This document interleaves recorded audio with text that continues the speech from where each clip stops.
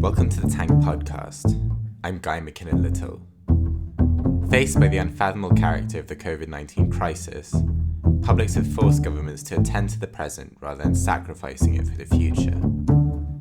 In this episode, Golsorkhi-Ainslie speaks with Faisal Devji, Professor of Indian History at the University of Oxford, about his piece, Suspended Sentence, published in the latest issue of Tank, and the radical implications of the pandemic for the relationship between state and citizen.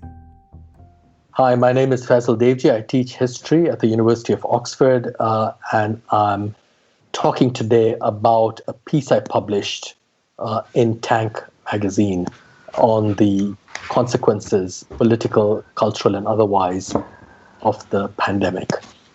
Okay, so maybe it'd be helpful if you just reiterate your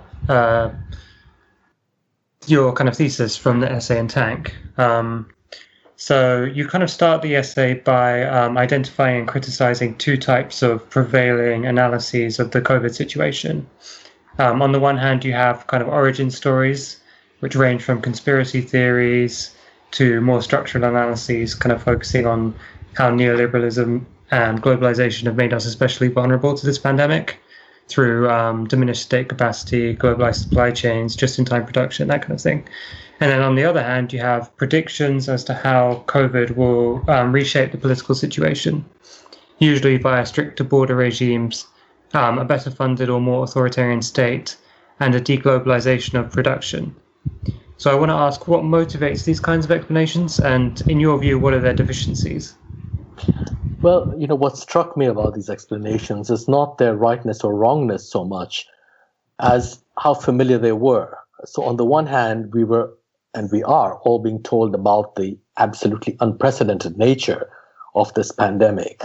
And on the other, all the explanations and even solutions that were adduced to address its unfathomable reality tended to be extremely familiar. These are the very kinds of explanations and solutions that have been preferred after each prior and previously unprecedented event. And the financial crisis of 2008 is just one of them. You can go back to 9/11, etc., etc., etc. So it's that non-fit between the almost banal familiarity of the explanations and the claim about the unprecedented nature of the pandemic itself.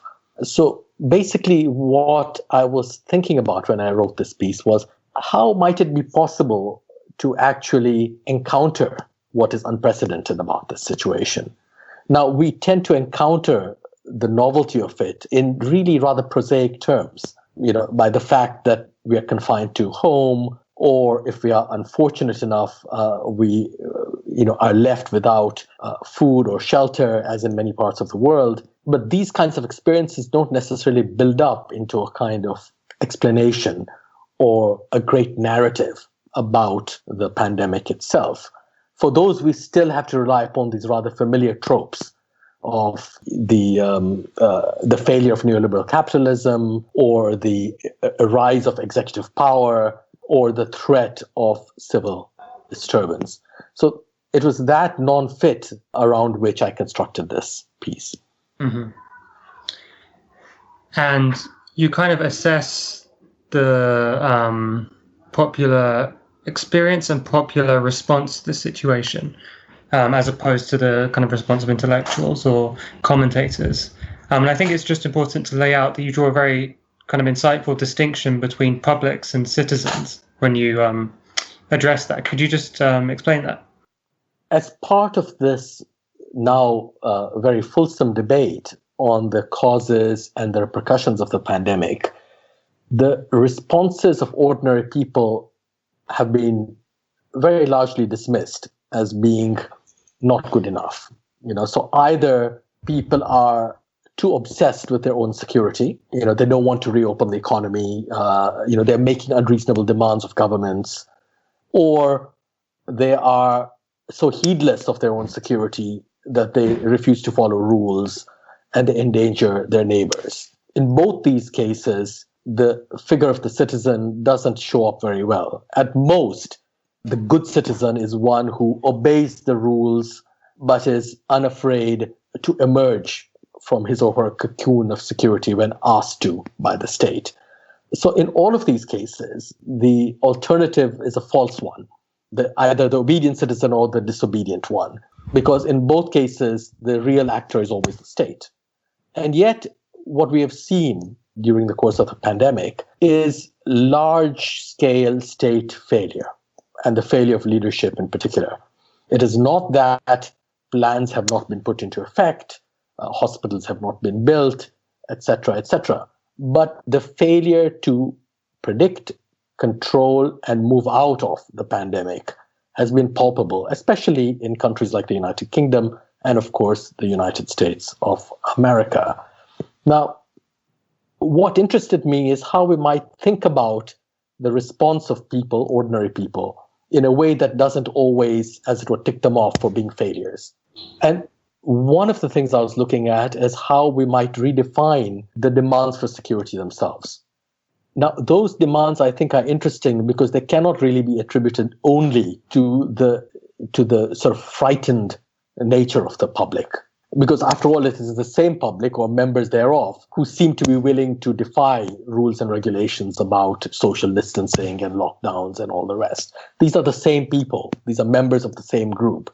Instead of dividing them up into good and bad, as has been done in the press and in the pronouncements of politicians, what I wanted to do is look at another way in which we might consider the public's apparent insistence on demands that are very immediate and which are not apparently concerned by the future. So whereas governments, which are of course dominated by narratives of long-term planning for the future, are keen on opening up the economy, etc., or keeping it shut down for as long as is necessary to reopen the economy, it comes out to the same thing at the end. What ordinary people seem to be interested in is their own fates in the present, the fates of those who are frontline workers in healthcare, in rubbish collection, in teaching, etc., and their provision of daily supplies, food, etc., etc., etc. What I wanted to argue is that this focus on the present, two things are happening with it. One is that it transforms the citizen into a public, because these are not people who are invested at this point in time in the long-term future of the polity, which is, of course, why they're accused of being heedless about it. They're public and they are not acting as citizens. The second reason why I'm interested in calling them a public rather than a citizenry is because their focus on the immediate, whether it has to do with securing themselves or with being heedless about security, both of those things come down to the same thing in the sense of they're all about immediate and everyday actions in the present, really, I think, opens up a much more interesting attitude to the future than the planning that is associated with citizenship and government action. So here I'm relying on the work of Mahatma Gandhi, who was very keen on focusing on the virtues of one's means in the present. So he did not want people to sacrifice the present for the future, which is what is normally done in political action. What was required, he thought, instead, was that we ensure the virtue of our means in the present, and we forsake thinking about the future. The work of the public and its demands in the present seem to me, in its focus on undoubted virtues like the safety and security and well-being of one's family and one's neighbors, seem to be following this kind of Gandhian script. And in doing so, making possible a future in which many more ends became possible than the kind of future that would be the result of governmental or political planning and the work, therefore, of citizenship. It was precisely the incalculable in the future that seemed to be welcomed or accepted or recognized by this kind of ferocious focus on the present and the virtues of the present. The task of government and politics is to plan and to think about the future. So there is no getting away from it, nor would it be wise to get away from it. But what I was interested in is how another kind of logic can also play itself out. The logic of everyday action does not have to be attuned to the logic of politics. They're not the same thing. They don't have to be the same thing. And what I think has become clear over the course of the pandemic is that this other logic does exist, and it does work, and it does have an influence on the future-orientedness of politics. And we've already seen this happen, especially in Britain, where the government has had to make a number of somersaults in the face of public demands, which are themselves not particularly concerned with the future. So you're not kind of suggesting that it can be institutionalized necessarily, or you're saying that it's an open question, I guess, an ongoing relationship. Yeah. I mean, I think there is some value in thinking about differing logics of action, that they don't all have to be the same thing, and that the state must act in the way states act, but it is also limited by another kind of logic, which here in this piece I'm calling the logic of a public and not of a citizenry. The logic of a citizenry tends to be of a state-like character because it is also concerned with future planning and action. All right. Now, what strikes me here in particular as interesting is that the incalculability of the future, which is what I think is thrown into relief by the public's obsessive focus on the present. Let me give you an example of how I think the incalculable becomes present and changes the whole story in events like the pandemic. I haven't written about this in the paper because it hadn't happened yet, but what I'm referring to, of course, is the global wave of anti-racism protests that have emerged in the last few weeks. Black Lives Matter, of course, existed, but none of its members, too, I wager, would have imagined that their cause would have gone global in this way. Now, it went global, I think, in part because of the pandemic. How? By refusing, as it were, citizens a voice. Citizenship, as I argued in my piece, really comes to a kind of halt because all the planning is taken in hand by the state. The citizens have become a public, and the voice of the public manifests itself eventually in an unpredictably, in an incalculable fashion, in these anti-racist protests. It's the first time since the pandemic that people were able to go out in a large way around the world and have their voices heard protesting for something that seemed to be entirely disconnected from the pandemic, except, of course, it wasn't. The people who went out to protest against racism were risking their lives, or were told that they were risking their lives in being unable to maintain the appropriate social distance during their protests. So here, too, there's a kind of sacrificial energy involved. The kinds of sacrifice you normally see states asking their citizens to make. In this instance, the states had asked their citizens to make not the sacrifice of their lives, but rather the sacrifice of their freedom or mobility. They had to stay at home. The public that emerged, with the decline of the citizenry during the pandemic is making another kind of sacrifice. So the link between the pandemic and the anti-race protests exists, but it is not direct. But I think no one will deny the fact that if it hadn't been for the pandemic, you would not have seen the globalization of these protests.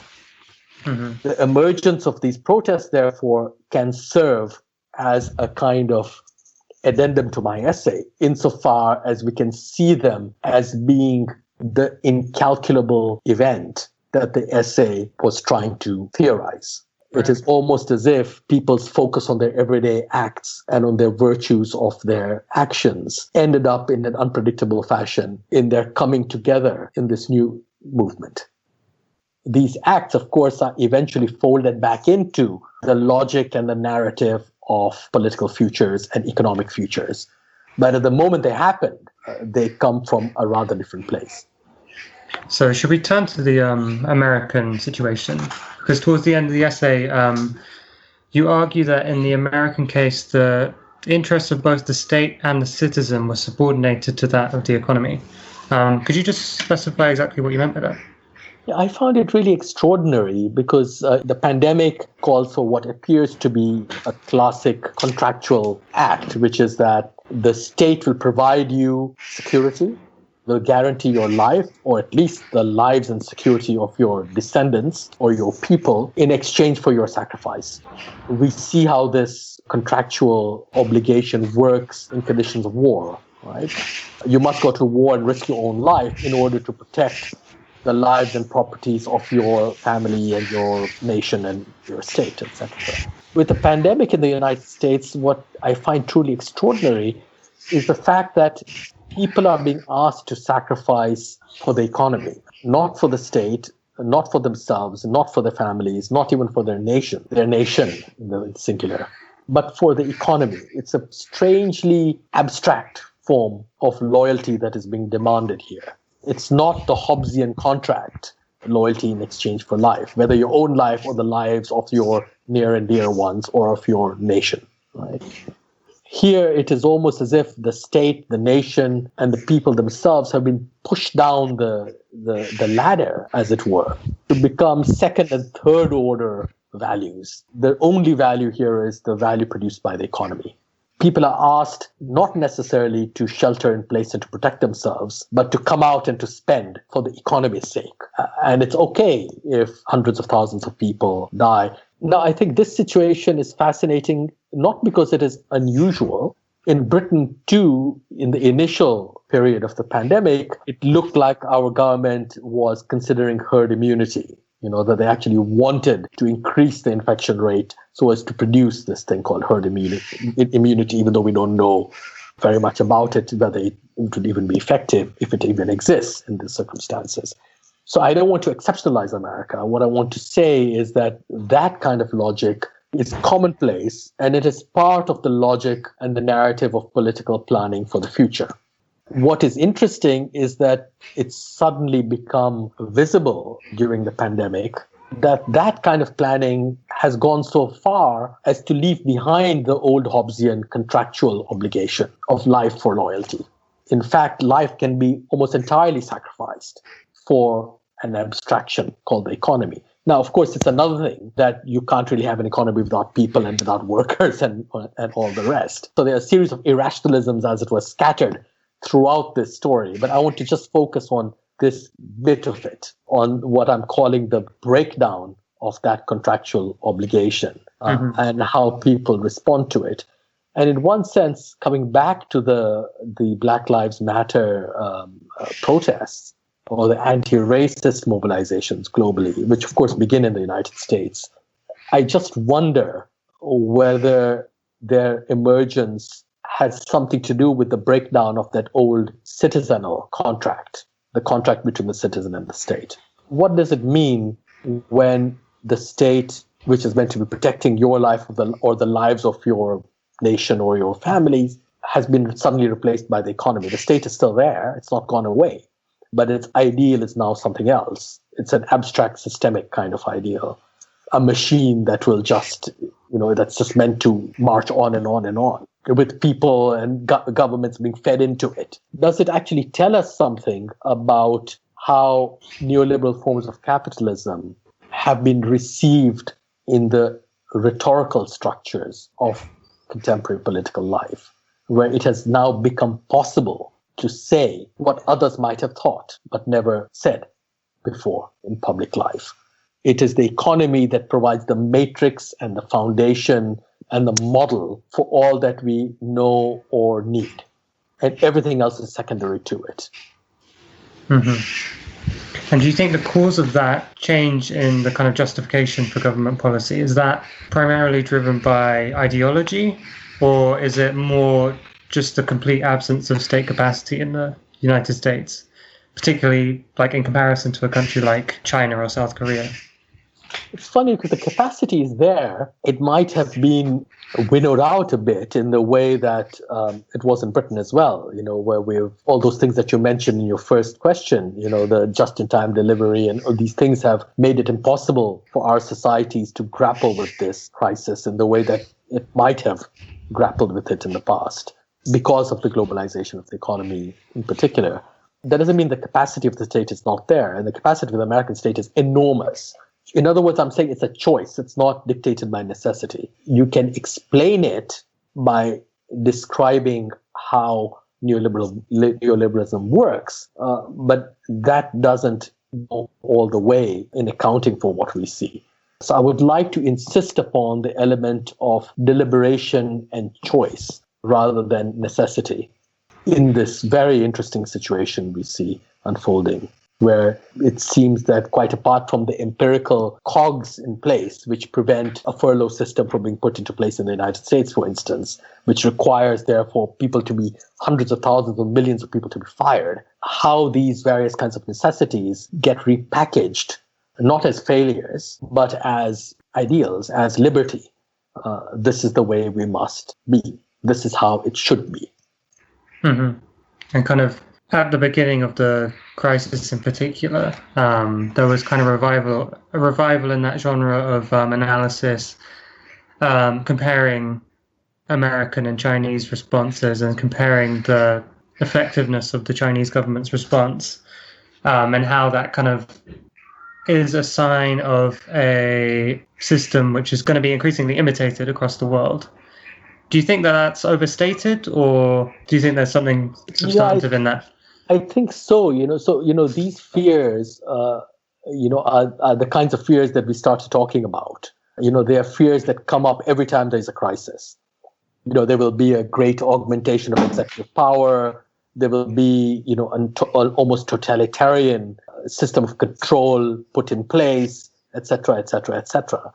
And you see, where the fears are coming from, because we have seen something of that kind happen, especially after 9/11 in the United States. A kind of system of surveillance and the ramping up of executive power, et cetera. Right? So I'm not dismissing any of this stuff. What I'm saying is that it's highly contingent, and that what we have seen during the pandemic, especially in the West, in Western Europe and in North America, is almost exactly the opposite. Even as in Europe, effective nationalizations are going on, what you see is the effective fragmentation of state power, the importance of public demands that cause various kinds of U-turns and somersaults in the state's actions, and you see this particularly in Britain. In America, the effectiveness of the Chinese or the South Korean or the Taiwanese or whatever model, of course, is talked about all the time, as it is in Europe. But the discussion there often tends to veer into another very familiar Manichaean dualism between, again, totalitarian forms of state control and democratic forms of individual liberty. Even in Britain, you will recall, we were told by the Prime Minister, no less, that it is a kind of inalienable right for the Englishman to go to his pub. How can we take away that right? Even as, he was telling us that we needed to maintain social distancing, et cetera, et cetera. So these kind of quite old and familiar invocations of individual liberty are counterposed to the apparently totalitarian forms of state and mind control. This kind of antithesis, of course, is familiar from the Cold War, and in some ways it goes back well before that as well. But its modern history is a Cold War history. It's the history of the West and the East then being, of course, the Soviet East. So all very conventional, all very cliched. Does it have any reality behind it? I'm not sure. I suppose you could say that in China, the ability of the state to lock down and to control populations is clearly linked to the specific form of power that it generally deploys. Whether that power has been increased during the pandemic or not is another question. And if it is not, then it's not clear whether the antithesis really has more meaning now than it did yesterday. But crucial, I think, is the fact that despite all these fears, the West has not gone down the totalitarian road. Not even Trump, the president, who is constantly being seen by his enemies as being, a potential fascist, if not an actual one. That has not happened, nor I think is it likely to happen. So what you have is a conventional, utterly cliched antithesis from the Cold War of democratic versus totalitarian governments. The reason why this antithesis has come to the fore again is because for the first time, it looks like the totalitarian side is more effective and efficient than the democratic side. So you have to then ask yourself the question, are we, i.e. the democratic side, going to take from them? But it's a kind of debate that is really a non-debate. It's already played itself out decades ago. And I think it's a lot of wheels spinning and not catching on to anything, in this machine of politics. It goes back to the first point we were talking about, the familiar. There is a lot to be said about how East Asian countries dealt with this and are continuing to deal with this crisis as opposed to Western European or North American ones. But I don't think the far too hackneyed antithesis of totalitarianism versus democracy really helps us to think about that. Mm-hmm. I guess sometimes the binary is drawn not between totalitarianism and democracy, but between kind of a more statist approach to the economy. So you wouldn't call South Korea a totalitarian state, for example, or Taiwan. Except, of course, if you are on that particular fringe of libertarian American politics, where any kind of state control is seen automatically as leading to, if not actually being totalitarian. And that's actually quite an interesting fringe. And it's a bit more than a fringe in the United States, because it involves various kinds of sacrificial practices. And you see them all the time. You just saw them in Tulsa, in Oklahoma, in the gathering for the president's campaign speech. The willingness to risk life. Is that really what has happened to the ideal of democratic liberty?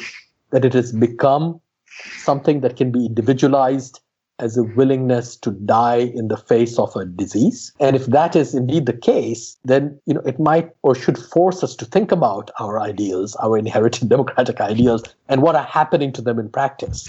Is it possible to retain the old language? It's the same question that I asked in the essay. Is it possible to retain the Hobbesian contract of life for loyalty in the face of the emergence of publics as opposed to citizens during the crisis? Now, in the essay, as you know, I leave that question open. It might be a blip, a temporary thing in the face of this pandemic. But I'm not so sure.